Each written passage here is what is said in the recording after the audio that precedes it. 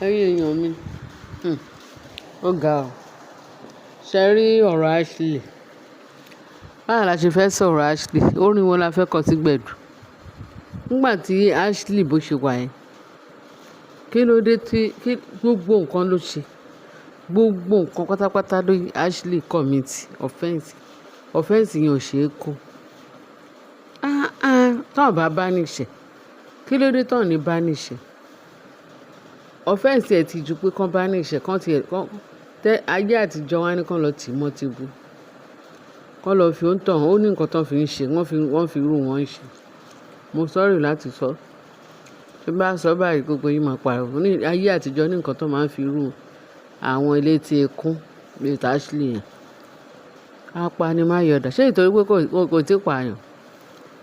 Gbogbo nǹkan tó ń ṣe yẹn ó ti pààyàn tán. High blood pressure ni ò ti fún yàn.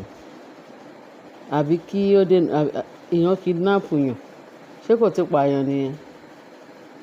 Lóríṣiríṣi nǹkan tí àǹtí ẹ̀ lè sọ jáde lẹ́nu. Ẹ wá ní kán má banish. Banishing gangan ni ọ̀rọ̀ yẹn tọ́ sí. Ṣó yé wa báyìí? Ọlọ́run kó ṣàánú wa. Ní Ashley láti máa sọ fún olórí Naomi pé kó dìde níbi tọ́mọ ẹ̀ ti ń ṣe nǹkan ẹ̀yẹ. Níbi tán ti ń fún ọmọ yẹn lóyè among àwọn ọmọ kábíyèsí, àwọn tó joyè kábíyèsí, àwọn àrẹ̀mọ. Fọ́fádà àti gbẹ̀tà láì ti dáyé ní àwọn àrẹ̀mọ ti wà táwọn àwọn àrẹ̀mọ. Ibi tọ́mọ ẹ̀ ti ń ṣe oríire tán ká àwọn ọmọ ẹ̀ kún àwọn àrẹ̀mọ. Àwọn ọmọ àrẹ̀mọ láti ṣe wà very very remarkable ní nǹkan tó ń ṣe fún ọmọ yẹn. Tó bá jẹ́ pé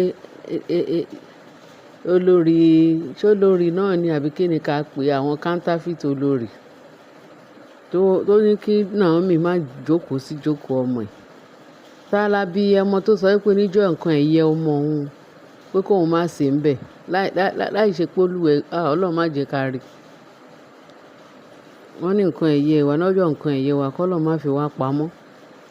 Níbi tí Ashley níbi tó burú dé, níbi tó ṣónú dé, níbi tó ṣèkà dé, ó ní kí Naomi má jókòó. Ta ló yẹ kó jókòó gẹ́gẹ́ bí ìyá ọmọ?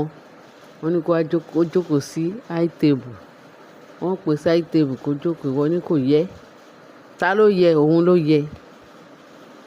Ó ti ṣépè fún rẹ̀. Òun náà sọ wípé tó bá di nǹkan ẹ̀yẹ òun, kẹ́lòmíì, Ọlọ́run máa yẹ bóyá ó fẹ́ kẹ́lòmíì gbà ṣe òun ṣe, òun dẹ̀ ló ó kú èrò ọkàn ẹ̀. Ìgbà tí mo ti ẹ̀ gbọ́ kíní yẹn ṣẹlẹ̀, mo ní kí ni ìtumọ̀ eléyìí níjọ́ ayẹyẹ ọmọ yẹn. Wọ́n ní kò tọ́ sí Naomi kó jókòó nítorí pé kì í ṣe ìyàwó ọba. Ṣé òun ló dẹ̀ bí? Òun ló wá bí Tadé ní ká wò. Nígbà tí ìyá Tadé ní ká wò lè jókòó, ìjókòó pé kóun jókòó kí tọ́mọ yẹn ṣe nǹkan ẹ̀yẹ, òun ló tọ́ sí. Torí a gbọ́ pé ó sọ pé òun ló tọ́ sí. Níbo ló ti tọ́ sí?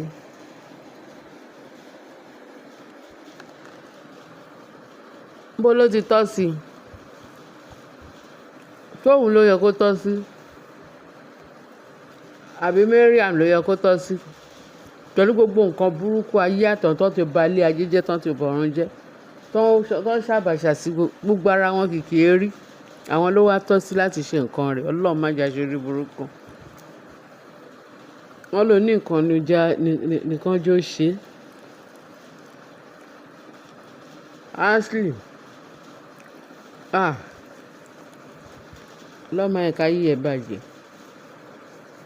Àfi tó bá ya change kó ronú pìwàdà, kó wá nǹkan ṣe. Ó ṣoríire láyé ẹ̀. Àìjẹ́ bẹ́ẹ̀, Tóyìn ń lépa Naomi àti Tadé ní ká wò àti kábíyèsí kò lè rí nǹkan rẹ̀ gbé ṣe. Ó dàbí ìpọ̀pọ̀ rẹ̀ tí ẹ̀ sì ń ṣe kínní. Nǹkan kan ń ṣẹlẹ̀. Wọ́n ya tètè lọ tọ́jú ẹ̀. torí gbogbo eléyìí awuyewuye tá à ń rojọ́ tá ilé ó tiẹ̀ ti fẹ́ sú wa torí pé èèyàn tó bá jẹ́ pé ẹni tó normal dáadáa kò yẹ kó máa bá ru eléyìí lọ́wọ́ ẹ̀. Àwọn ọ̀wà pálapàla kò yẹ kó máa bá lọ́wọ́ ẹ̀. Ashley, kí ló dé? Kábíyèsí máa kú iṣẹ́ ó máa kú rọ̀jú o. Kí ni ẹni ẹlẹ́ni lọ kù sí? Ọlọ́run má jẹ́ àrí kò ṣoṣà. Ọlọ́run má jẹ́ kí ṣiṣẹ́ bá wa. Kábíyèsí agbára Ọlọ́run. Ọlọ́run ti kó ẹ̀yọ́ nù eléyìí nínú àwọn àgbákò obìnrin lágbára Kristi. Ọlọ́run tiẹ̀ ti fi Naomi compensate ẹ̀. Òun gangan ni dídùn náà wà. Òun láyọ̀ wà.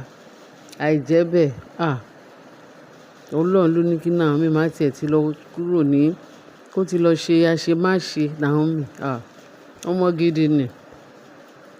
A gbọ́ kó ṣèṣekúṣe. A gbọ́ pé ó rìn ìrìnkúrìn. A gbọ́ pé ó ti kọ́ lọ sílé ọkọ. A gbọ́ pé ó ti lọ bímọ síbòmíì. Olúwa ṣeun. Mo bá kábíyèsí yọ̀. Kábíyèsí mo bá yín yọ̀. Pé Ọlọ́run ọba àánú ó fàbọ̀ ẹ̀bọ̀ Naomi àti kábíyèsí pé kò lọ ṣàṣemáṣe irú tí kábíyèsí ti lọ ṣe tó fi lọ kóbìnrin. Láti ẹ̀yẹ́ kóbìnrin ẹyọ kan ni àbí méjì bá tiẹ̀ tó dà. Ẹ bó ṣe ń kú. Ọlọ́run ló ní ló tètè gbé kábíyèsí padà pé má fẹ́ keje àṣẹ ìkeje yẹn. Èṣù láàlú nìyẹn. Gbogbo wọn èṣù náà ni wọ́n. Èṣù ní gbogbo wọn.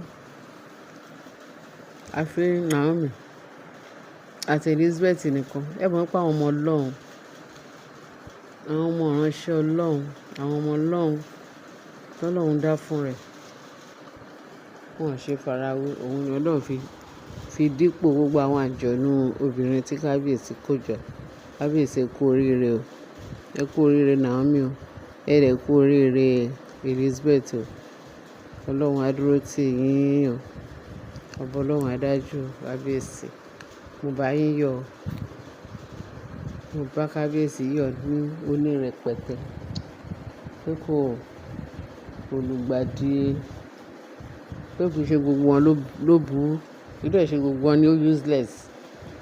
Àwọn èèyàn gidi wà nù àwọn ìyàwó tí kábíyèsí fẹ́. Kábíyèsí tètè mọ bó ṣe máa ṣe gbogbo àwọn pípù yẹn. Kẹ́ lé wọn jìnnà. Wọ́n kúrò láàfin kẹ́ sanctify ààfin yẹn.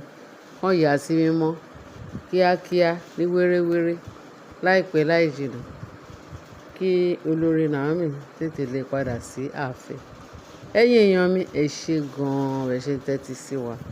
Àdúpẹ́ o, àdúpẹ́. Ẹ bá wa fi kún ní comment section. Ká máa gbàdúrà fún kábíyèsí àti Naomi àtọmọ wọn. Kọ́nrí bá ti ṣe kán rọ́nà gbígbà láìpẹ́ láì jìnnà.